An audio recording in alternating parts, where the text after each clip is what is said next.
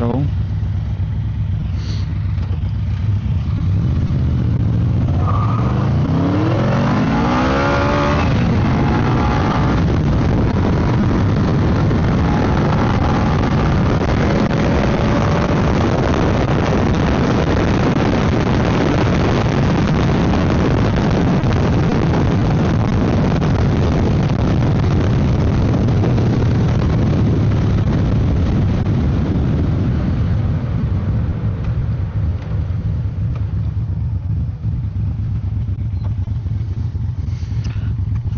Ты меня поймал врасплох.